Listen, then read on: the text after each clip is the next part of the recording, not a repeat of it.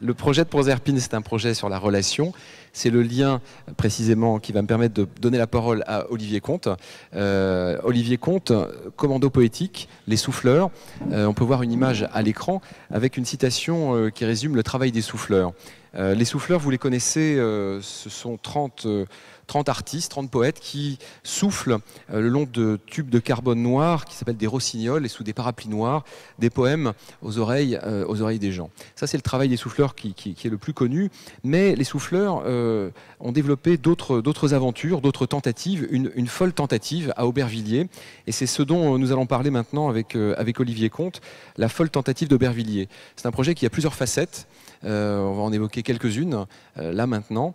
Peut-être d'abord l'inspiration. Qu'est-ce qui vous a poussé à sortir d'une logique de spectacle pour développer une histoire qui se déploie dans la ville et dans la durée? On n'est pas tout à fait sorti d'une logique de spectacle. On est encore quelquefois un peu en train de bronzer sous le soleil des projecteurs, mais disons que au fur et à mesure qu'on a vaporisé comme ça le génie de la parole humaine dans les oreilles du monde entier et dans toutes les langues, on s'est aperçu que ce que nous transmettions comme parole, le génie de la parole humaine, était quelque chose qui dépassait d'une certaine manière le geste autour de cette tentative de ralentissement du monde que nous travaillons toujours et encore, dépasser simplement la forme graphique d'un geste de transmission, et que les mots que nous laissions tomber comme ça dans le sac d'os et d'organes des gens que nous rencontrons d'une manière intempestive produisaient quelque chose d'extraordinaire, parce qu'on travaille la poésie et que la parole des poètes est une parole fulgurante, essentielle, avec des principes actifs absolument incroyables. À chaque fois qu'on souffle, on a l'impression de laisser partir ensuite un petit théâtre intérieur avec une démesure. Donc, quand on est tombé amoureux d'un lieu, d'abord d'un hangar à Aubervilliers, ça nous est tombé par hasard. On s'est demandé ce qu'était que cette ville d'Aubervilliers. Et nous, c'est ce qu'on fait. En fait, on le fait aussi à Coulommiers maintenant. C'est-à-dire qu'on a demandé on demande à des gens de porter un regard qui ne soit pas le nôtre sur le lieu dans lequel on va travailler notre établi, où on va construire nos outils. Donc à Aubervilliers, on a demandé à Laura Jouve-Villard, qui est une jeune sociologue de l'EHESS et qui est en même temps ethnomusicologue, de s'immerger pendant 4 mois dans Aubervilliers. Elle nous a livré un travail sur lequel à la suite des conférences, des promenades qu'elle nous a fait faire et qu'elle nous a données, plein de petites mythologies comme ça sont tombées. Moi, j'étais persuadé que Aubervilliers était une ville de voyous et de grands bandits. Et en fait, c'est faux. Et donc, déception digérée, on a regardé vraiment ce que Laura nous a donné, son regard. On fait confiance à un regard au départ, et puis on a commencé à travailler des outils, c'est-à-dire écrire une folle tentative. On a fait la même chose à Coulommiers, on a demandé à une jeune étudiante de l'EHESS aussi, parce que je pense que l'esprit scientifique et la fibre en train de danser ensemble. Et donc cette jeune fille aussi, Maïda Chavez-Avakian, elle est aux Arts Déco et elle est plasticienne. Et donc elle nous a livré aussi un travail sur Coulommiers. Disons qu'au départ, on tombe amoureux.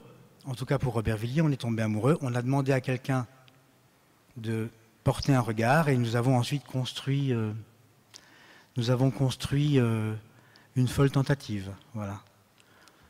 Cette folle tentative s'est développée en différents moments, différents endroits, et notamment le 20 octobre 2011, avec un conseil municipal extraordinaire, un conseil municipal au cours duquel ont été discutées un certain nombre de questions. Peux-tu nous raconter ce qui s'est dit, ce qui s'est échangé, quelle parole poétique a plané dans ce conseil municipal? Oui, ça c'est le troisième volet. Alors il y a un agenda qui est un agenda sur 3 ans. Ça, c'est la troisième année, en fait, quand les souffleurs ont décidé de s'attaquer aux politiques. La première année, je voudrais quand même un petit peu en parler, on a décidé d'aller voir, parce qu'à Aubervilliers, il y a plein de cités un peu chaudes, avec plein de petits spots de dealers. Et tout ça, on s'est dit qu'il fallait qu'on se mette la jeunesse in the pocket. Alors on est allé... on est allé voir tous les mômes d'Aubervilliers, et là où ils sont, le réservoir à mômes, nos réservoirs à mômes sont dans les écoles. Alors on a décidé de transformer la météo des cours de récréation. Voilà, un changement radical un travail de... Voilà, on a changé la météo des cours d'école, on a fait tomber 1 500 000 poèmes du ciel à chaque cours de récréation, ce qui fait qu'il y avait quelque chose qui se passait. Et puis ensuite, on faisait des pratiques de l'effraction où on rentrait avec la poésie en bandoulière et en chuchotant, alors que, évidemment, élèves, professeurs, personnel n'étaient pas au courant. C'était de vraies pratiques de l'effraction. Ensuite, nous nous sommes attaqués, j'aime bien le mot attaque, parce que ça permet de créer de la stupéfaction. Et je pense que la stupéfaction, comme dans le projet de Cyril avec... c'est absolument essentiel. Il faut créer de l'accident pour, d'un seul coup, produire de la durée. Et la durée, elle est intérieure. Ce sont les souvenirs qu'on laisse aux hommes. Dans la rue, ensuite, la deuxième année, nous avons travaillé le monde d'Aubervilliers avec les rues silencieuses, où pendant plusieurs mois, nous avons pris au callback les habitants en allant les voir le soir et les persuader de rendre silencieuse leur rue à 7 h du matin, un soir d'hiver, alors qu'il fait nuit, et que la ville d'Aubervilliers est traversée par des milliers et des milliers de voitures qui vont au boulot en flux tendu, c'est-à-dire avec des roitelets à l'intérieur qui conduisent, et il ne faut surtout pas les faire chier, parce que sinon, ils sont en retard et ça ne va pas aller. Donc on fait tout en fait pour créer une légère modification des indices du monde. On ne crée pas un événement, une agora autour de laquelle des spectateurs se réuniraient pour regarder des artistes danser sur un fil. On inverse un peu la proposition et on change, on modifie légèrement les indices du monde. Pour les rues silencieuses, c'était simple. Les voitures traversent, c'est le va-et-vient du monde. Boxons ce va-et-vient en décidant que, puisque le monde est fait ainsi, on doit aller au travail. Il est 7 h du matin et vite, vite avant le camion poubelle, sinon je serai en retard. Là, les gens doivent le faire. Alors nous accompagnons ces trajectoires, mais en créant un immense moment, un moment impossible. Là, donc, les gens, en fait, ont continué à rouler, mais à part que nous avons coupé les moteurs des voitures et nous avons mobilisé plusieurs centaines de pousseurs de voitures. Donc, en fait, les gens y sont allés au boulot, mais silencieusement, avec des pousseurs de voitures. Ce sont les habitants qui ont rendu leur ville silencieuse. C'était un moment comme ça où d'un seul coup, les habitants avaient des sourires de gosses qui poussaient des gros jouets. Ceux qui conduisaient les gros jouets étaient devenus totalement ébahis par ce qui se passait. C'était comme ça. Pour le conseil municipal extraordinaire, c'est pareil, ça procède du même endroit. La poésie, dans la mesure où c'est une pharmacopée qui est totalement oubliée, on ne sait plus ouvrir un livre, on ne sait plus l'entendre, on ne sait pas de quoi elle parle. Or, c'est quand même notre autobiographie, c'est l'autobiographie de l'espèce humaine. Ça parle de nous, et nous parlons quand on ouvre un livre de poésie. Là, je me suis dit que pour la troisième année, il fallait que les politiques se rendent compte qu'il y avait d'autres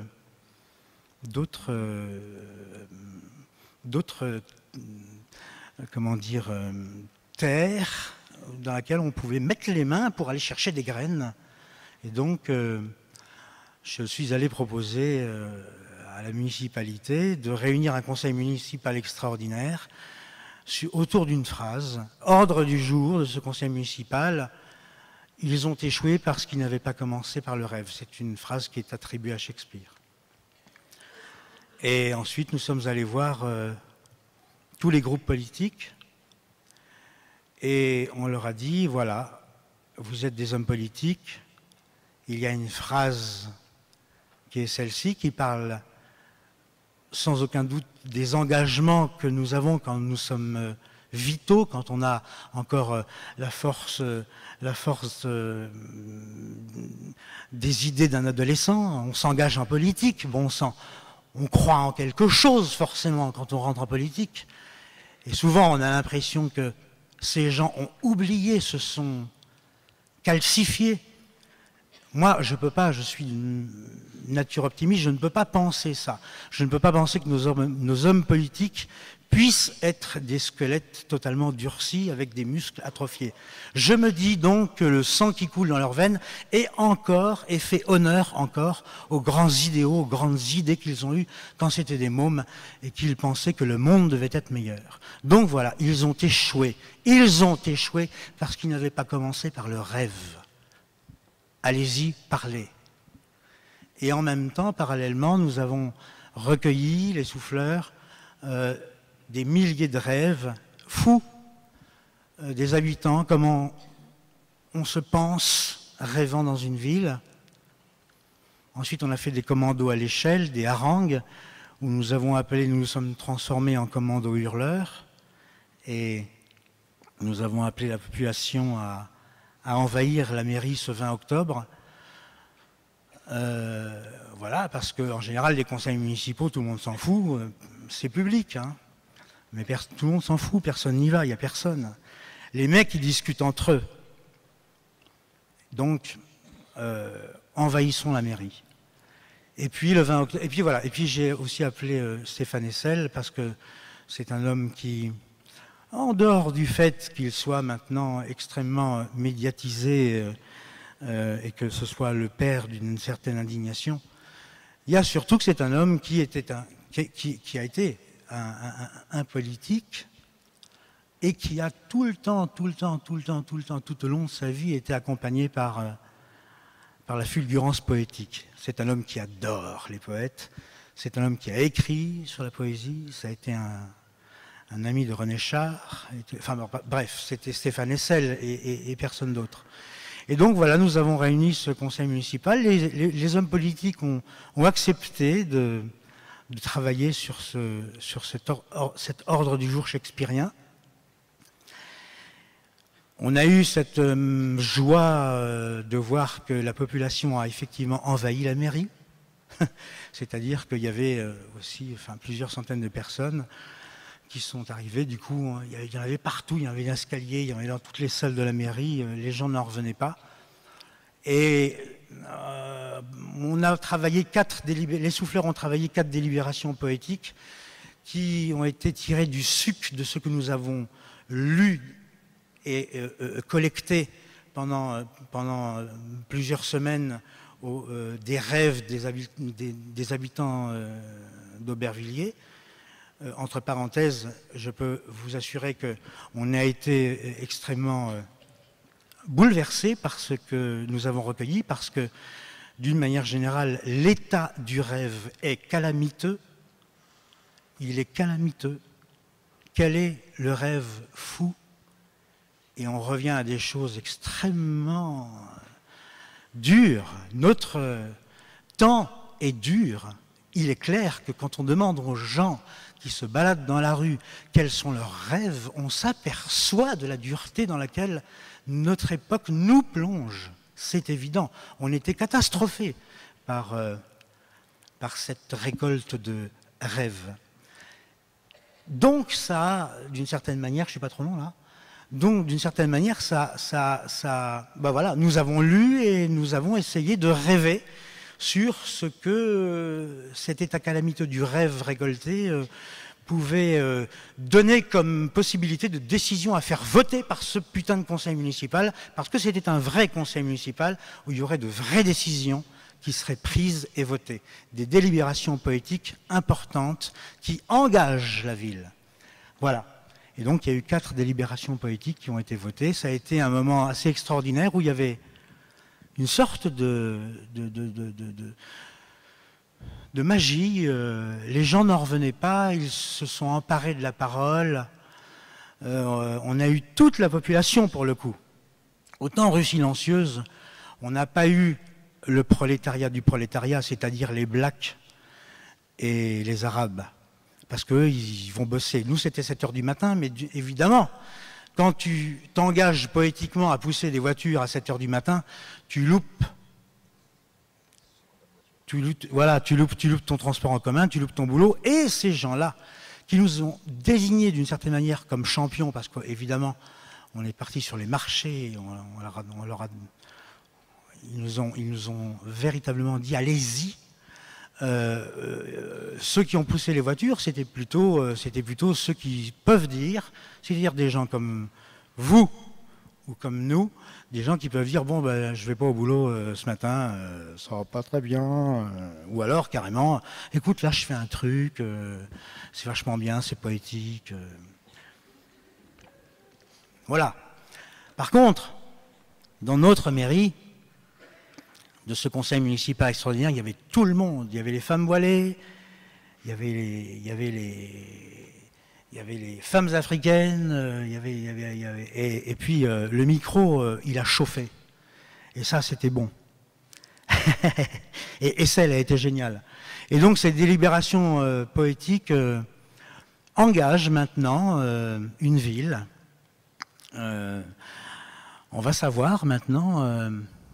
Tu sais, je fais une petite digression. C'était assez drôle parce que au moment où on a fait ce conseil municipal extraordinaire, ils ont échoué parce qu'ils n'avaient pas commencé par le rêve. Le dimanche d'avant, c'était la fin de la primaire socialiste, où Hollande a dit nous allons réenchanter la France par le rêve, quelque chose comme ça. Et puis le lundi, le mardi, le mercredi, il y a eu un combat sémantique sur on n'utilise pas le mot rêve dans ces conditions économiques absolument terribles, etc., etc. Il faut faire preuve d'un pragmatisme politique, économique, etc., etc. Et il y a eu comme ça une sorte de combat sémantique.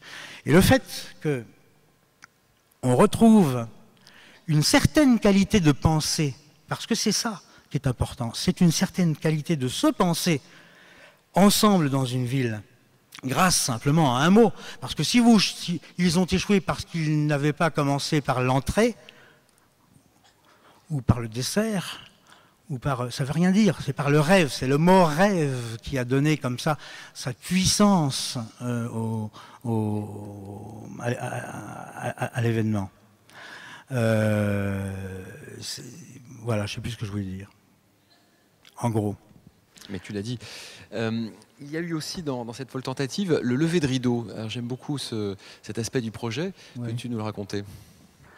Bon, alors c'est pareil, les levées de rideau, c'est... On essaye de... ce qu'on fait, on pratique la dissolution de l'artiste dans la superficie. C'est-à-dire que quand on est un clown, on se maquille et puis on est pris, on est repassé, on est mis dans la machine à laver la vaisselle, on fait ce que tu veux de toi, mais tu es un clown. Quand il y a d'un seul coup une formidable petite maison comme ça au milieu il y a quelque chose qui est à regarder. La posture est belle parce qu'on ne sait pas qu'il y a des imposteurs, c'est-à-dire des artistes, et tout le monde y croit. Cet optimisme est magnifique. Les gens sont optimistes, c'est magnifique. Nous, on pratique quelque chose dans le territoire. C'est pour ça que je te disais, on continue quand même à aller sous la lumière des projecteurs. Mais ce qu'on pratique, nous, c'est la dissolution de l'artiste dans la superficie. On essaye de disparaître. Lors de Rue Silencieuse, les souffleurs n'étaient pas là. Ce sont les habitants qui ont fait. Nous avons bâti, les gens sont devenus les funambules et ont fait. Les levées de rideau, c'est ça aussi. C'est-à-dire que ce sont des mois et des mois de petites enquêtes un peu merdeuses, de détectives minables. Ce sont les souffleurs, ça. On est dans les quartiers de la ville et puis on est là. Enfin, on pose des questions aux gens. Salut, bonjour, ça va? Où est-ce que vous allez? Elle est bonne la baguette? C'est qui la boulangère? Et on parle. Et au fur et à mesure, comme ça, on arrive à identifier, on essaie d'identifier un commerçant. Alors on travaille sur 7 quartiers, comme ça, on s'est mis en triplette, 3 souffleurs, et on s'est mis en quartier comme ça, et on est là. Et on cause, et on essaye de trouver le commerçant qui, enfin, s'il n'existe pas, tant pis. S'il existe, ne pas le louper. L'homme ou la femme ou la famille qui, si jamais il devait disparaître, faillite, décès, cessation d'activité, retraite et tout ça, le quartier, voilà, il y aurait quelque chose qui irait plus, voilà, on pourrait plus se rencontrer. Des gens essentiels, en fait. Ce sont des gens essentiels. Ils existent partout. Ça, on s'en est aperçu ensuite quand on a fait lever de rideau. Donc, on fait notre petite enquête comme ça. Quand on a identifié l'homme ou la femme qui semble être charismatique dans le quartier, alors on refait les plantons. Là, on se place à 50 mètres de chaque côté ou 100 mètres de chaque côté de la boutique et on attend et on contacte semaine après semaine, un par un et secrètement, tous les clients qui sortent de la boutique et on leur demande ça va on recommence à parler pour finalement, quand on sent que cette personne aime bien ce commerçant, on lui demande si elle veut faire un cadeau à cette personne. Voilà. Et ensuite, on réunit tous les groupes, voilà, tous ces clients, on les emmène dans notre bus, dans notre hangar. On a un bus immobile qui nous sert à rêver. Et on leur dit qu'est-ce que c'est qu'un cadeau? On parle de qu'est-ce que c'est que le cadeau? Qu'est-ce que c'est que donner quelque chose à quelqu'un qu'on aime bien? Et les clients travaillent sur le cadeau. Mais la levée de rideau, c'est pas ça. La levée de rideau, ça c'est écrit. En fait, alors évidemment, on a espionné le commerçant. On sait exactement à quelle heure il rentre dans sa boutique, il lève le rideau, enfin, il fait sa mise, ensuite il sort à l'extérieur, il déverrouille son rideau de fer, et en général il re-rentre à l'intérieur parce que les assurances lui disent si jamais tu te fais agresser quand tu es à l'extérieur et que tu ouvres ton rideau, tu peux toujours te mettre ton remboursement là où on le pense. Et donc, en général, les gars rentrent par le couloir à l'intérieur et lèvent le rideau de l'intérieur. Et là, dans ce laps de temps entre le déverrouillage du rideau et le moment où il lève son rideau de fer, on a réuni tous ses clients qui l'applaudissent silencieusement. Alors voilà, c'est pareil, applaudir silencieusement, ça dépend à chaque fois. On invente à chaque fois ce que c'est qu'un applaudissement silencieux. Il applaudit silencieusement pendant 5 secondes et ils s'en vont. Et ensuite, il y a ciel de traîne, c'est-à-dire qu'on laisse la vie faire son va-et-vient. La dame revient chercher, les clients viennent chercher leur viande, le commerçant est là. Il a eu à peine le temps d'avoir cette espèce de stupéfaction comme ça. Il a eu le temps de voir à peine quelques visages. Il a reconnu, évidemment, ce sont ses clients. Et puis la vie qui revient. Alors il y a les complicités, il y a la conversation, etc., etc. Mais la première levée de rideau qu'on a fait, bon, et ensuite il y a le déploiement du cadeau. Le cadeau qui a été construit avec les habitants et voilà. Et c'est le cadeau qui a été pensé par les habitants. Sur la première levée de rideau, il se trouve que le commerçant ne levait pas son rideau de l'intérieur, mais de l'extérieur. Ce qui fait qu'il a fallu qu'on use de stratégie. Donc nous sommes allés dans la famille du commerçant, d'une manière, voilà, toujours sans se signaler, en lui disant, voilà, ton père, il ouvre son rideau de l'extérieur. Et on lui a expliqué que c'était bien comme ça, mais qu'il fallait qu'il ait une levée de rideau, son père, parce qu'il était vachement aimé dans le quartier. Et Tony, ce sont des Portugais. Tony, il dit, oh, mon père, il est vachement aimé dans le quartier, mais je ne le savais pas, tout ça. Et donc, hop, en fait, on a réussi à mettre ses clients à l'intérieur de la boutique, parce qu'on a réussi à piquer la clé grâce à la complicité de son fils, le double de la clé. Et donc, on a mis les clients à l'intérieur de la boutique. Quand il a levé son rideau de l'extérieur, il a vu tous ses clients à l'intérieur qui l'ont applaudi et qui sont partis. Et le cadeau, en fait, des clients savaient que cet homme cet homme qui a une soixantaine d'années, qui est portugais, était un fan d'Edith Piaf.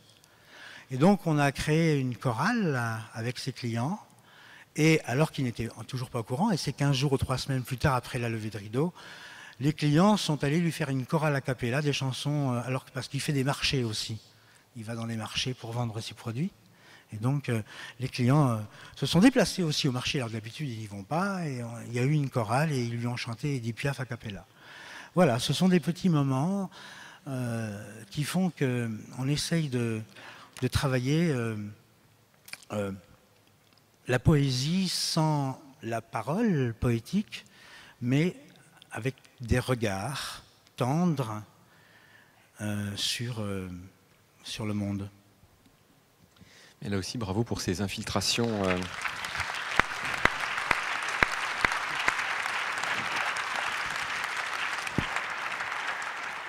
Pour ces infiltrations poétiques subtiles.